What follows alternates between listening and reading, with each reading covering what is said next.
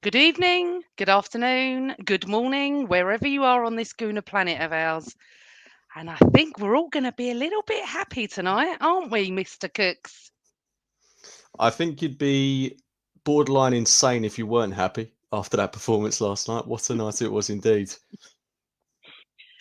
Well, this is why we've sort of done a podcast very quickly because our next one was going to be Sunday morning. Unfortunately, Chris couldn't make it tonight, but me and James were like, do you know what? We need to talk about it. We need to talk about it tonight and just go through everything, absolutely everything. So, welcome to the show, everybody that's watching, listening. We really appreciate all your comments and everything and all your support. Tonight is going to be all about Declan Rice, the Arsenal, and Real Madrid. It is so exciting, so exciting.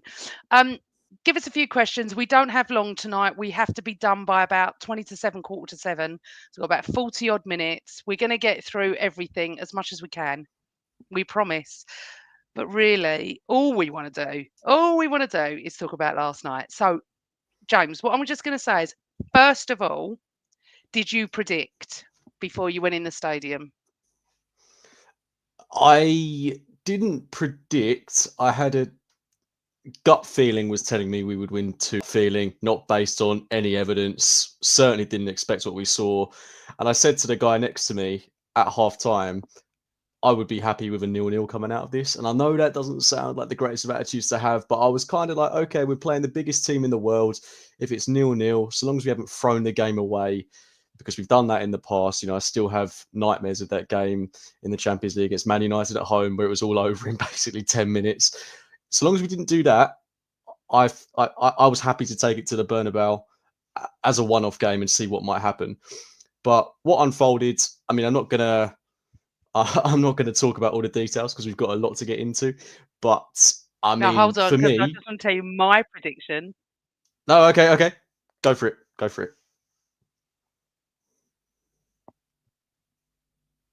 Okay, so on the way, I was in the car thinking this is a beautiful evening. We got stuck in so much traffic because of roadworks. I still wasn't stressed because we left early enough. And I was like, do you know what? I think we're going to win 2-1. So I predicted 2-1 on Twitter. Now, obviously, it was more of a positive outlook than most. I get that. I was trying to be realistic, that I really thought we could do this. And I'll tell you why. Because I'm a lot older than you. And I have been there in the 70s and the 80s when everyone said Arsenal couldn't do it, couldn't do anything. Any match that was, we were written off, we normally won. So I thought, is it going to be one of those nights? Is it going to be where we're just going to be laughing because we are so poor at the moment in the league, aren't we? We're not great. Um, could it be done? So I predicted 2-1. And I thought to myself, I feel confident with that. The amount of people that just said, you are insane. It's Real Madrid, non Arsenal fans. I left my office and my boss went, you're going to get battered. Anyway, as I said, football's a funny old game. I wasn't cocky. Who was going to be cocky against Real Madrid? So that was that. Got there. I don't know what. Right. So for everybody that doesn't know, James sits in the North Bank upper, and I'm to the left of him in the East Stand upper. And what I'm going to say to you, James, is I think the noise was the loudest I've ever heard the Emirates pre-game for sure, during the game as well, and towards the end, and at the end. I felt I felt like we provided what they needed. They needed that. They asked for that, and we gave them that, and they certainly gave us what we wanted. But we'll go into that in a minute. Walking into the ground, you could feel the excitement. I mean, obviously, this was the biggest match. I think it's the biggest match we've had at the Emirates. And I think it was so exciting to see, like Mbappe on the pitch and Vinicius. I can't say their names, by the way. I can't say it. Vinicius Junior, come on, it's not even that hard. Vinicius Junior, Kenga, somebody who got sent off last night. Kamavinga, who the hell is Kenga? Thought it was Camavinga. Someone tried to explain it to me last night how to say it. You know what I'm like. Then obviously Jude I'm not sure Bellingham if I'm here with Paul Merson or Amanda Stark here. so So it was like I was really excited just to watch uh, uh, uh, uh, the Galacticos, as we call it. And I was like in my seat thinking, and this is it. This is what we all dream of, is to play teams like this at the Emirates. The noise was insane. The pre-match show was insane. The build-up was insane. And I loved every moment. So from your point in the North Bank upper, how was your view on it? Yeah, really good. I mean, they saved all the goals for the second half, so it worked out absolutely perfectly for both you and me.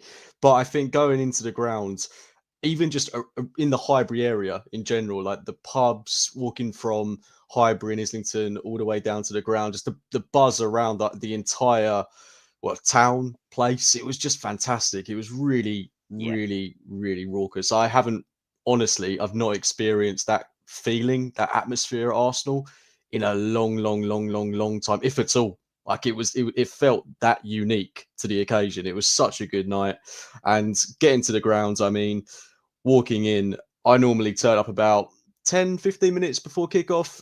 This time I got there half an hour before, and you know what it's like getting into the grounds. If you're not there with enough time, it takes forever to get in. I'm telling you, those queues to get in are what they were like about 5 minutes before kickoff on a normal Premier League game. So Oh, everyone was wow. up for it. Everyone was in there. And I mean, to be in your seat 15, 20 minutes before kickoff and the place is packed out, like loads of people on the terraces, but also loads of people just eager to get to their seat to cheer the boys on during the warm up. And yeah, I mean, it was almost like you're cheering your team on in the 95th minute, but there was still 15 minutes to go until kickoff. That's what it felt like, if that makes any sense. The atmosphere was that raucous. And like I say, I don't think I've experienced anything like that. And I saw someone in the chat put that, this is on par to Barcelona. Karen Russell, thank you for your comment. For me, as great as that night was, I would go down as saying this surpasses that for me. And it's probably going out on the limb, best night at the Emirates Stadium, I think. No, I said that.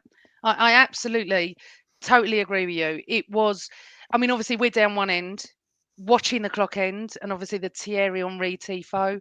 Um, I felt honoured to be there, and unfortunately, my other half, Carl, wasn't well enough to go. Who's in the chat, so that was quite sad. But he watched it at home, and he said to me, "You need to go," and he was right. I did need to be there, um, and it was just, as I said, I've experienced a lot over the years. The build up, I've never been in that early. 40 minutes early, I was in my seat. It was just the concourse was filled. Everything was amazing. The atmosphere was incredible because I think everyone had written herself. Everyone's laughing at us, Real Madrid, like you got a chance. You haven't even got a striker, So it was like, got nothing to lose. Everyone's expecting us to lose anyway, and knowing Arsenal, as I said in the car to my cousin and his mate, it's the hope that kills us. We could win tonight and then go to the Bernabeu, but I'm not worried about next week. I'm just enjoying now. We need to enjoy these moments because they don't come around very often. Okay, we haven't had the best of season, obviously, all the injuries and everything, and Paul Gabriel, you think Kivior's going to do well against Mbappe, and that was been the big conversation. But obviously, so look, the team's out. It's probably what I expected. First 11, really. And you were just praying that Kivior was going to be able to contain, one of the best number nines in the world. He did mess up the first few minutes, but I think he did really well the whole game. But we'll go on to that bit. So the light show, for everyone that hasn't seen it, because I'm not sure that they show everything on Amazon. We had a light show that they actually dimmed the lights. They didn't turn them off. They dimmed. It was fantastic. They played North London Forever, obviously way before they came out because of the Champions League rules. Um, and then it sort of fell into them coming out and the place went mental. I literally went, I've got a headache. It was so loud. It was great. And then you're sitting there going, right, it's quarterfinals of the Champions League. Our season hinges now. We've got nothing else to play for, really. We know we're not going to win the league. So I was so excited in one respect, where James, the feeling of watching Real Madrid at the Emirates is what it's all about.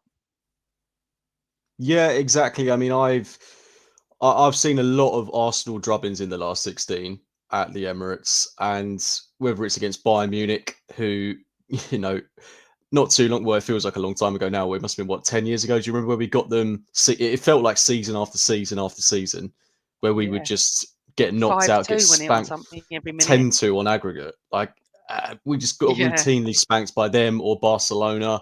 And this is the sort of game we've been waiting for. Like, it was 5 years ago. I remember being at the Emirates and Yusuf El Arabi knocked us out of the Europa League in the 119th minute.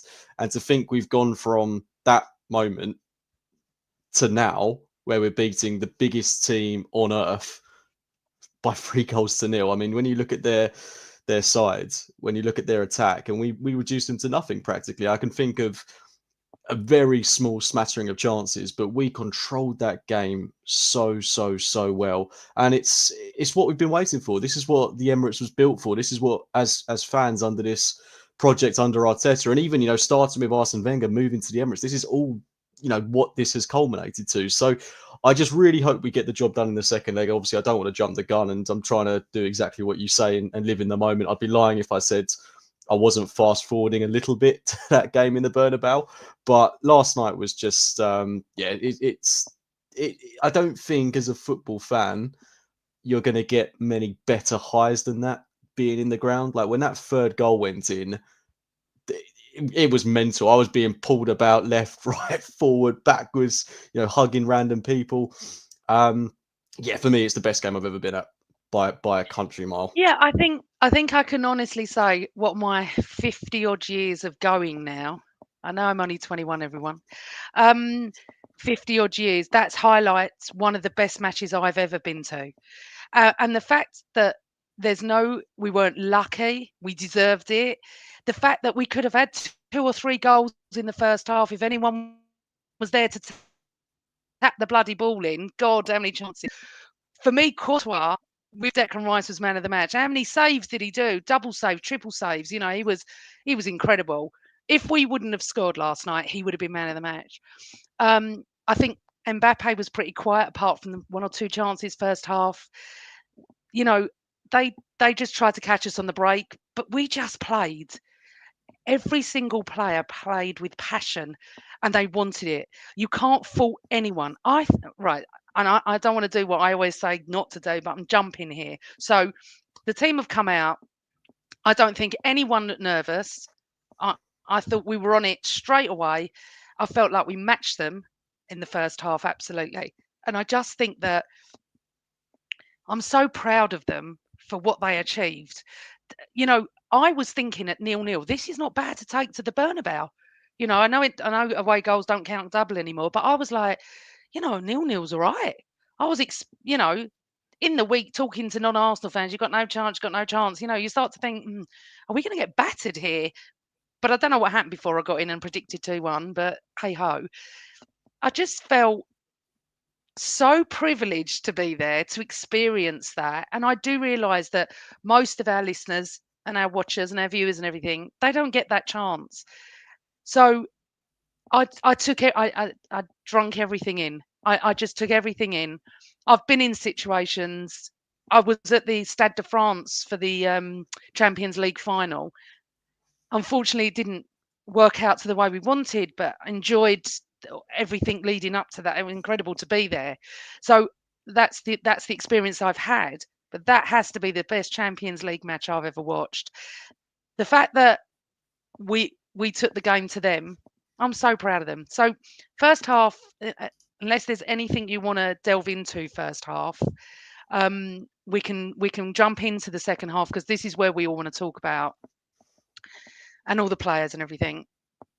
Yeah, I think the only real thing I'd say about the first half is I know you say we matched them, but honestly, I thought we were better than them comfortably. Yeah, no, I'm I sorry. We were better than them. I meant in my head how good they were. We matched them as in that. yeah, But yeah, I thought I we get deserved. that.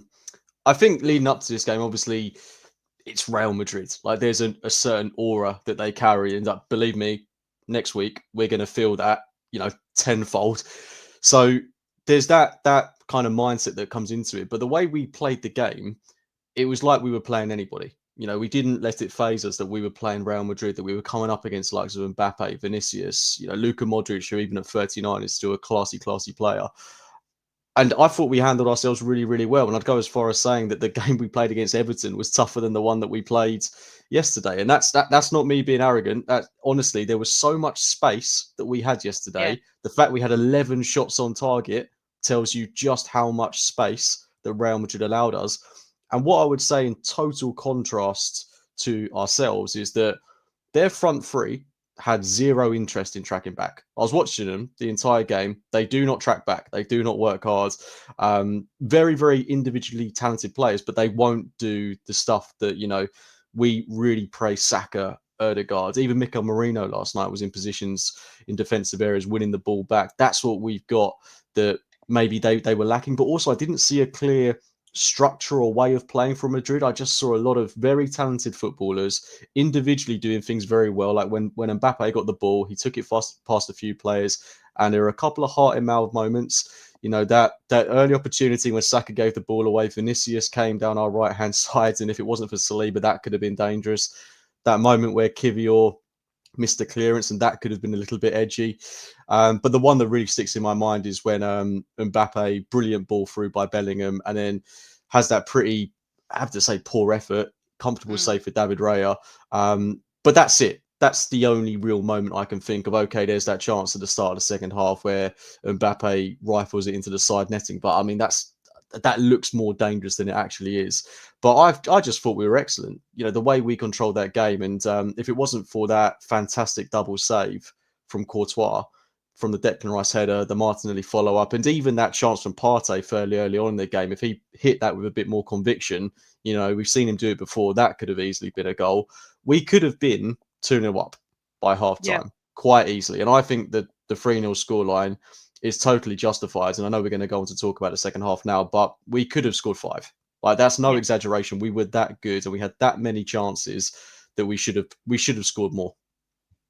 And I agree with you. And I tweeted at half time we could have been 2-0 up here or even 3-0. And we just needed the striker. We needed the fox in the box, didn't we? Um, so we go in second half and everyone's clapped off the pitch, everyone's enjoying it, everyone's waiting for the second half. And I can honestly say no one would have anticipated what happened. It just, no. I maybe got a goal, but Courtois was having a game of his life. And I don't even know where to start. We are massive fans on this podcast of Declan Rice. We champion him since day one. We have his youth team coach on, Anthony Gow, 3 or 4 times now. And I messaged Anthony Gow last night and he voiced me this morning about Declan and free kicks. He's going to come back on the show shortly. We've always been massive fans, haven't we, James? All of us, and most Arsenal fans are. But he's carried an injury this season. He didn't have. I don't think he's had the season that he had last season. There's been times where is he good in a 6, an 8? Where's he going to play? I think last night he answered every single one of anyone's critics. He was incredible. Forget the goals. He was just incredible. And so was Partey. I need to mention Partey. And so was Lewis Skelly. For a boy of 18 to have that confidence against Mbappe at times, and I'm not going to say the names because I get them all wrong. I am in awe of Lewis Skelly. I really am. I absolutely adore him. But so for you, your angle for Declan Rice's first free kick is totally different to mine. Declan is there for me, right in front of me, like there. Yeah. For you, he's facing you. Yep. So I looked at the guy next to me and I said, "Oh, is this going to be Saka or Rice?" He was like, "Oh, I think it might be Rice." I went, "Oh, I don't know. Saka's teeing it up." And then I saw Rice talking and I was like, Declan Rice taking a free kick. And I looked at the neighbour next to me and I went, "Oh, this is probably going to come to nothing, isn't it?" How much do I know? I, when I say, as you said, everyone went insane. It was so insane. I felt like we'd won the World Cup. I was pulled everywhere, kissed by everybody. It was, everyone was going mental. That free kick was pitch perfect. I mean, I watched it go like that, okay, and I was like this. And I went into shock when I saw it hit the goal. Then I watched Declan go to the North Bank, and I'm like being pulled, and I welled up, and I was like, "Oh my God, Rice, what have you just done?" And it was stunning, James, wasn't it? Absolutely stunning. Yeah, I can't get my head around the curve on it. No, Like I know the Real Madrid wall wasn't the best, and one thing I would actually say about Real Madrid watching them last night is that they have such little height in their team. I know I'm going off topic a bit here, but I don't know if you noticed they are a very, very, very short side. Apart from Rudiger, we completely dominated them in a physical sense. But I'm going off topic. Going back to that absolutely wonderful free kick to open the scoring. That just the curve, the way it bends so far outside the post and then comes back in. I mean, Courtois had no chance, and we've been owed one of them a long, long, long time. It's been what four odd years since we've scored from a direct free kick, and to have two of that quality in the same night from the same player, and it just typified what was a just a fantastic evening, and for that to open the scoring, yeah, brilliant. And you know what? Just for last night, I think Declan Rice has paid off his price tag twofold. everyone's saying that. I would like to say that I think that moment it hit the net, I went into a little bit of shock. But what I did not expect, and I'm sure no one did, that he goes and does it again. So when he lines, I don't know if you've watched his interviews, because obviously when you get in from football, you can't go to sleep. I went to sleep at 12:30, and I had to get up for work at like 7. I was like buzzing, and I'm sure everybody was. No, I'm no different to anyone else, but the adrenaline. And I watched his interview with Thierry Henry on CBS Sports with Carragher and Micah Richards, who is a massive Arsenal fan, just played for Man City, who was saying that Declan Rice is his hero before the game. Henry interviewed him. You've all got to watch this. It's 8 minutes. I've retweeted it on my Twitter. Um, and Declan said, I went against what we planned because I thought the wall's not where I want it. The wall's not where it should be. And I'm not going to do a pass over the top. I'm going to go for it. So in those moments, he changed the plan of what was supposed to happen, what they'd planned. And he was so humble about it. And someone said, "You've paid your price off. Forget it. Forget 105 million. You've just on that night." But he's well paid his price off, Cooks, isn't he? I mean, forget that. But then we get to 1-0. We're all going mental, the whole ground, and then the noise rose again. I actually did not hear Real Madrid more than once sing. I was shocked because when I saw Real Madrid fans outside, they were mental loud, massively loud.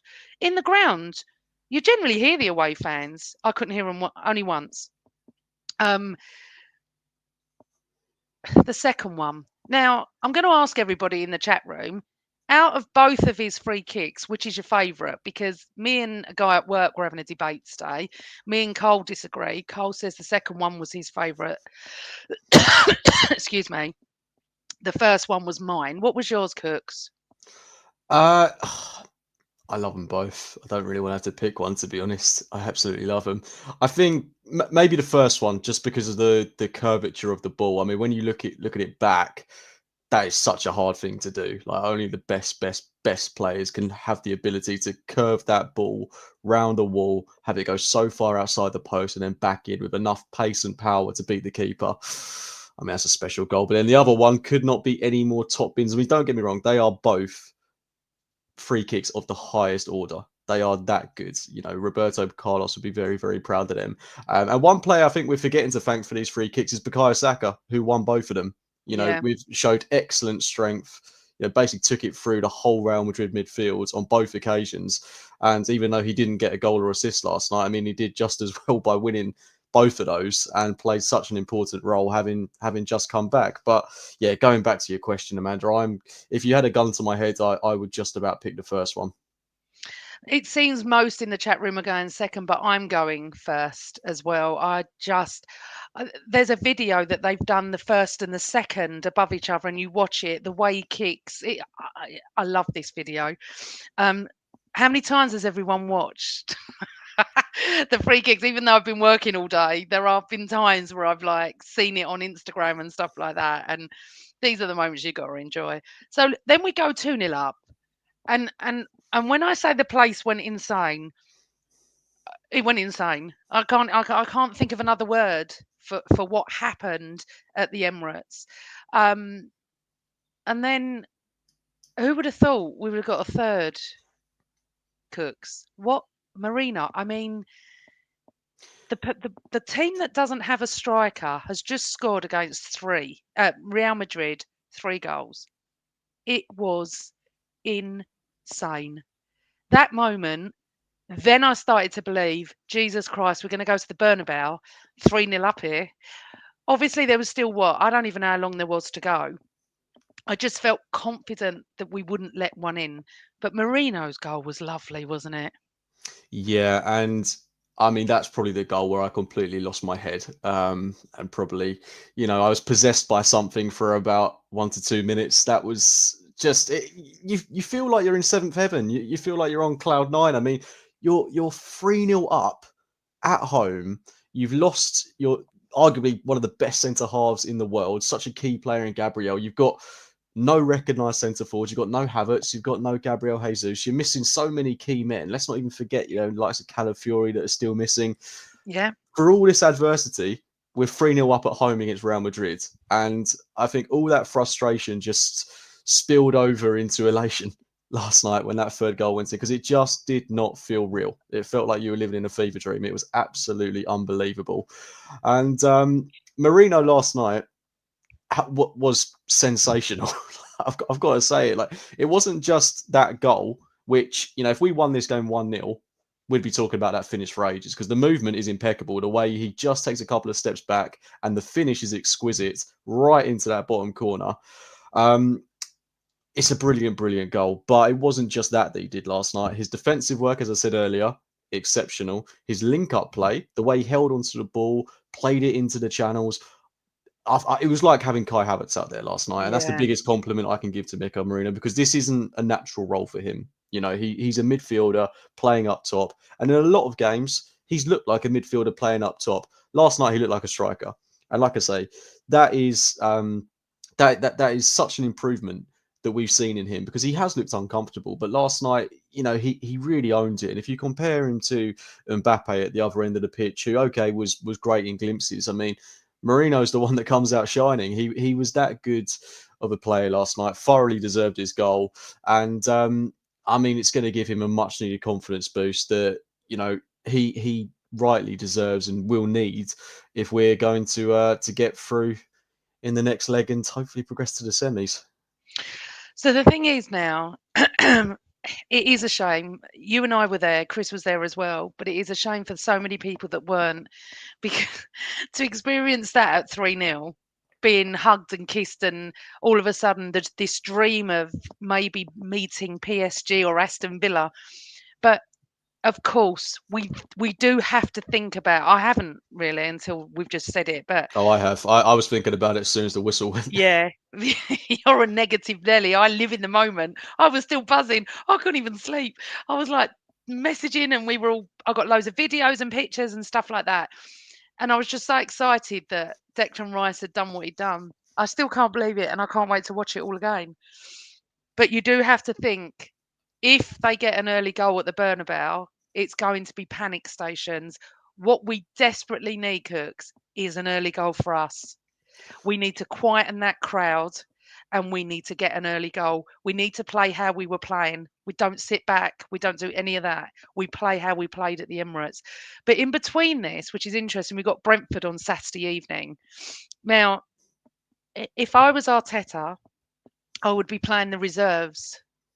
I know he's not going to do that, but our whole season hinges on, is it next Wednesday. Tuesday, Wednesday. Wednesday. So it hinges on a week tonight. That's it. Our season's over if we go out the Bernabeu, isn't it?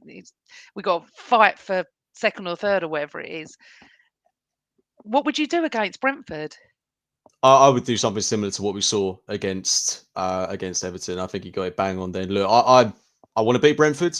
If we draw, that's fine. Like I am putting all my eggs firmly in the Real Madrid Bernabeu basket. So Yeah, that means resting Saka, resting Trossard, resting Marino, resting Thomas Partey, bringing Jorginho back in, playing Ben White from the start, probably playing Raheem Sterling again. I would even start Kieran Tierney, give Miles Lewis Skelly a rest. You know, yeah. he's been playing a Saliba. lot of football. I mean, I'd love to rest Saliba. I don't know how you do it though. You know, with no Calafiori, I don't think we've got Timber. the option. Nah. So yeah, I would rotate. I'd make 5-6 changes going into that game against Everton, and then take key players off. You know, around half time, the 60th minute mark. But yeah, if we're looking ahead to that game against Real Madrid, um, as much as I'd love an early goal for us, um, first of all, it's really important that we didn't let slip a consolation, because we did in the game against Fulham. We could have quite easily done Yeah, yesterday. Could have gotten complacent. We didn't. If that game ends 3-1, I think the complexion of the game next week is exceedingly different. I'm not saying this is, we've got one foot in the semi-final. I think it's really that'd be a really naive way to look at it, because if there's any team that can turn this around at the Bernabeu, it's the biggest team in the world, Real Madrid. yeah. So I'm definitely not thinking that this is all done and dusted. But if we get to half time at 0-0, I'll be pretty confident that we'll see it through. And it's going to be interesting because they can't really do what they did yesterday. You saw at times that they wanted to slow the game down. They were taking Yeah. ages over goal kicks, over corner Mm. kicks, over I was throw-ins. surprised that. Yeah, Yeah. they can't do that next week. They have to play with urgency, and that could work one of two ways. If they get a goal in the first 15, 20 minutes, it is going to be a bit panicky. But even if that happens, we've got to stay compact, because we did it brilliantly last night. Because even at 3-0, they should have been playing with more urgency than they were. So I think, yeah, keep it tight, and we will have those sort of breaks that maybe we got against PSV, because there will be space inevitably. The longer the game goes on, and the longer that they don't score, spaces will open up for us. So I'm confident. I'm extremely nervous, and it says a lot about the opposition when you're nervous with a 3-0 lead. But Real Madrid at the Bernabeu is a different opposition, and you know players like Kivior have to be really, really on it, maximum focus. But I'm confident. This is a mature Arsenal team, and I think if there's any side over the past 15, 20 years that can go to the Bernabeu and get a result, it's this side. It's not like we're going there with Mustafi, Rob Holding, Kolasinac. This is a serious, serious team, and we've got the players to do it. Right. I'm conscious of time because we haven't got much left. So let's just go to a couple of questions. Um, a lot of people are talking about this. Carl said, "Why is surely Party has done enough to get a new contract offer? Do you agree?" I think if it was up to me, because we've got so much work to do in the summer anyway, and we're definitely going to lose Jorginho, I would give him a year.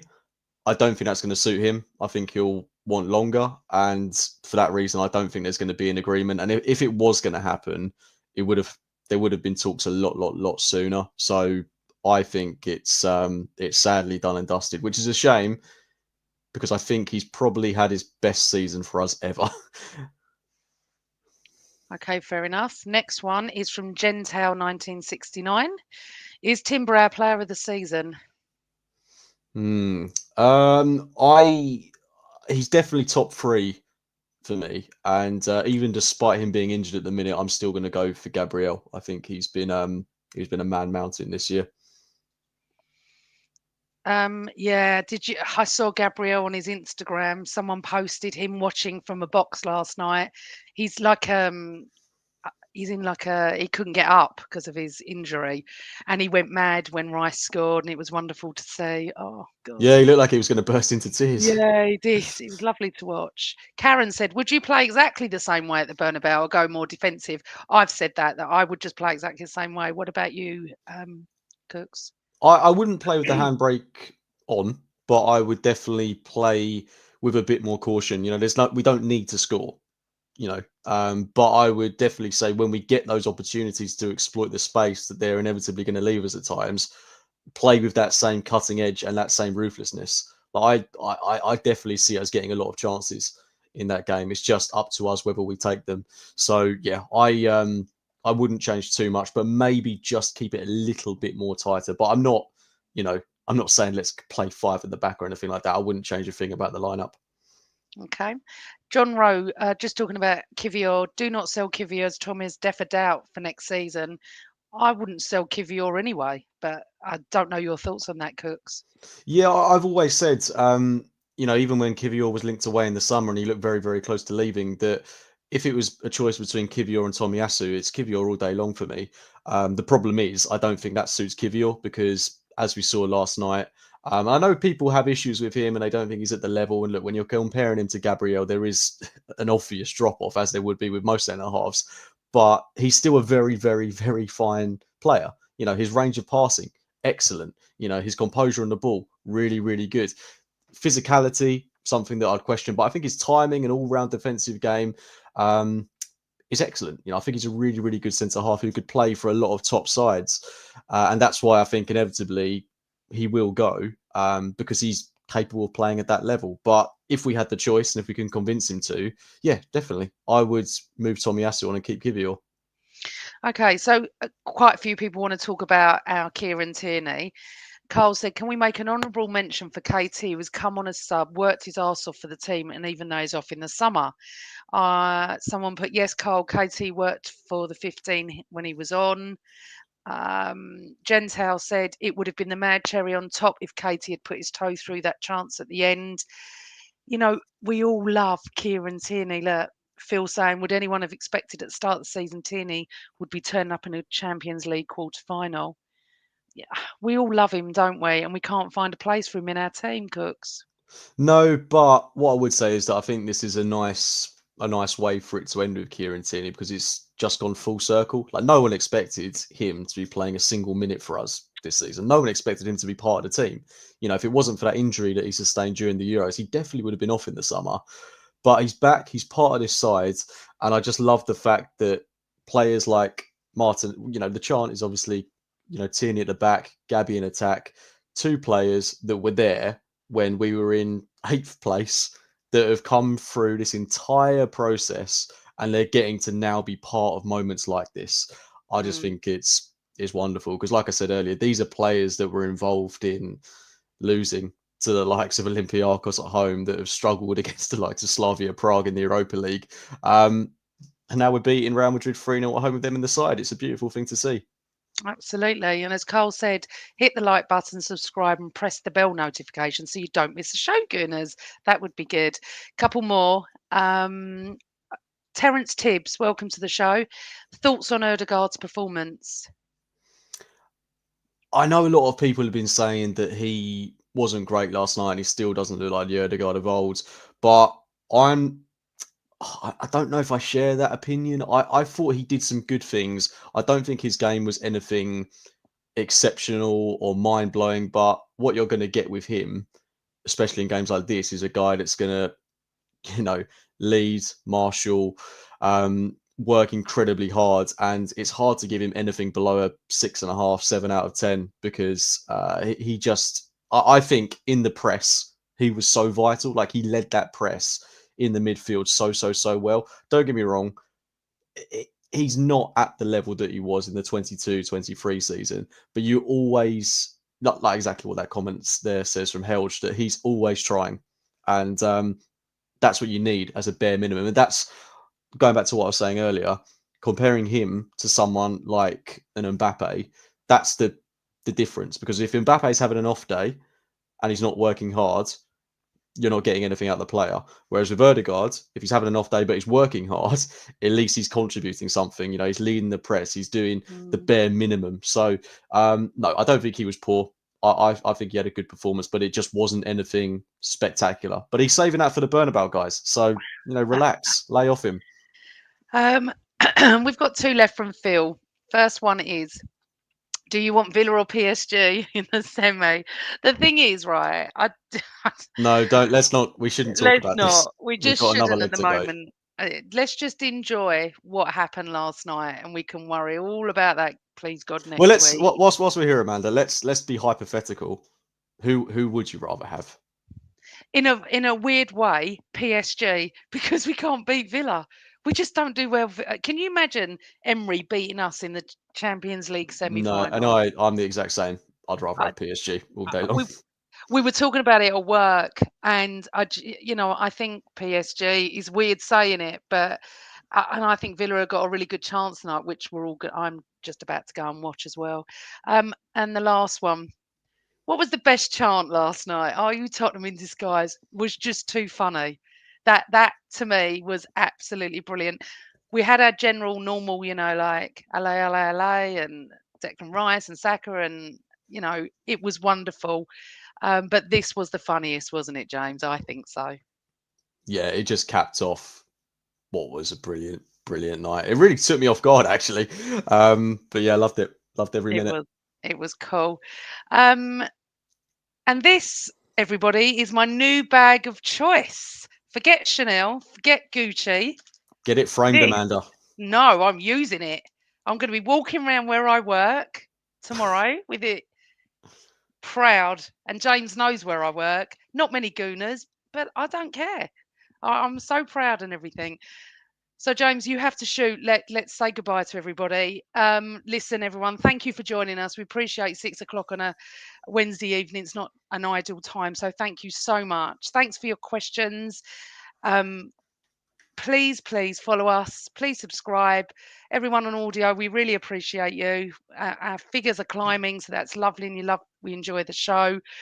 Chris and I will be back next Sunday morning to talk about Brentford and preview the Bernabeu. But at the moment, we just really want to enjoy Declan Rice, Marino, the Arsenal, the atmosphere, and everything.